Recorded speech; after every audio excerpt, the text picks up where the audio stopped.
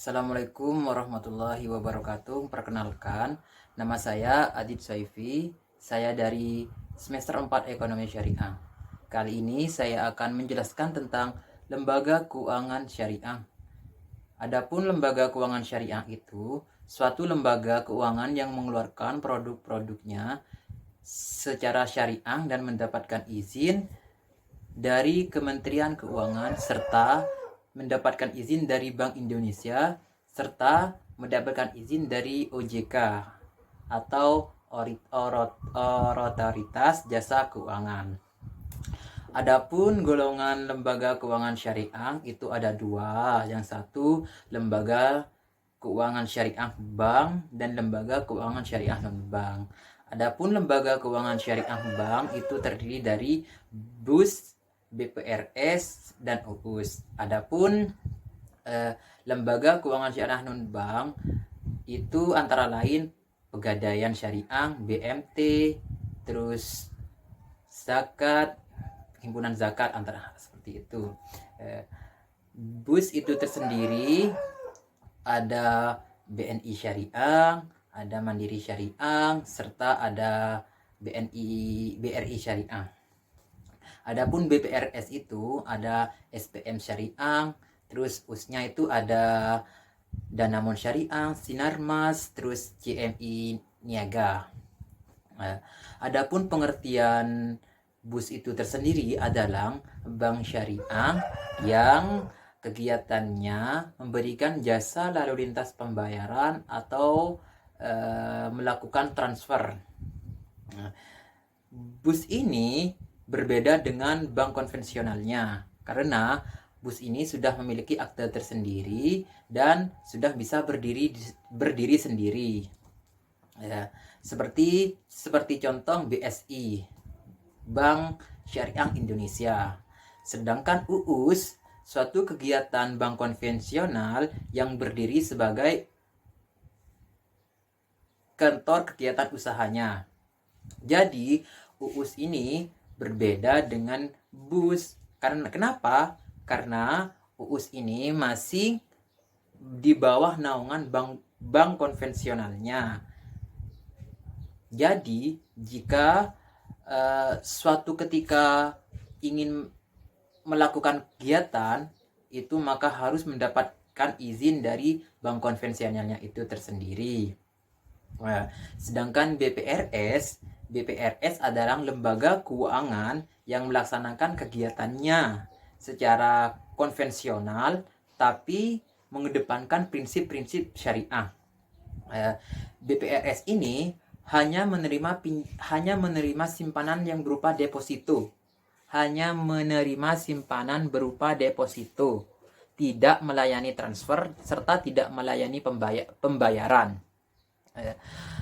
BPRS ini tidak akan pernah menjadi yang namanya bank konvensional karena untuk menjadi bank konvensionalnya itu sudah ada tersendiri yaitu BPR.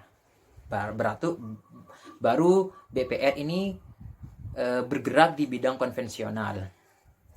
Tujuan dari BPRS adalah meningkatkan perekonomian di pedesaan serta menumbuhkan lapangan kerja di tingkat kecamatan. Adapun yang keempat yaitu BMT. BMT adalah penghimpunan dana atau penyaluran dana atau lembaga keuangan mikro yang bergerak yang bergerak dan prinsip secara syariah. Adapun pendirian BMT itu sendiri yaitu tepatnya pada tahun 1984 di Bogor dan dicetuskan oleh mahasiswa Institut Teknologi Bandung. Fungsi dari BMT itu tersendiri yaitu menerima titipan dana, zakat, serta menyalurkan dan mendistribusikan dengan amanah ke warga yang membutuhkan. Dan yang kelima yaitu adalah lembaga pengelolaan wakaf. Yang dimaksud dengan lembaga pengelolaan wakaf itu adalah lembaga yang memiliki kemampuan untuk mengelola dana baik secara tunai maupun non tunai, yang bisa dipertanggungjawabkan kepada masyarakat luas. Adapun fungsi dari wakaf itu tersendiri adalah sebagai sumbangsih untuk kesejahteraan masyarakat untuk berkelanjutan. Dan tujuan dari wakaf itu tersendiri adalah melaksanakan kegiatan pengelolaan dana secara profesional dan amanah. Jadi tujuan dari wakaf itu, lembaga wakaf itu tersendiri melakukan kegiatan yang profesional serta amanah. Ya. Dan yang kelima adalah lembaga zakat. Dan lembaga zakat ini berperan sebagai penerima zakat untuk didistribusikan kepada orang yang berhak seperti fakir miskin, guru dan anak yatim dan selainnya. Lembaga zakat ini berperan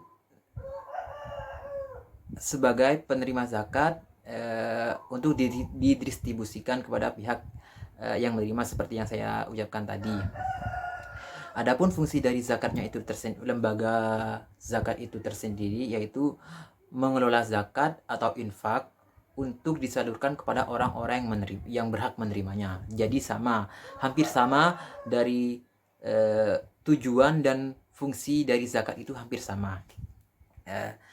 Dan tujuannya adalah meningkatkan kesadaran masyarakat akan pembayaran zakat, serta yang kedua meningkatkan kesejahteraan kita bersama.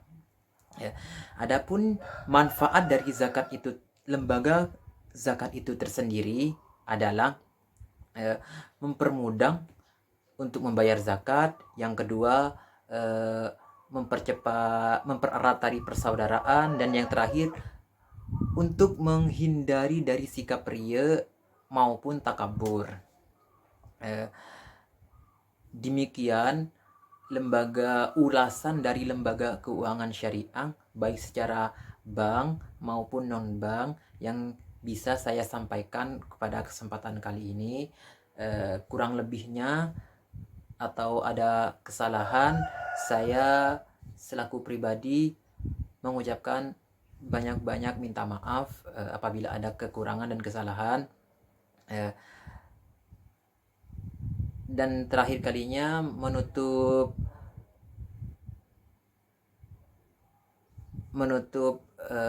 ucapan saya ucapkan terima kasih atas waktunya, dan wassalamualaikum warahmatullahi wabarakatuh.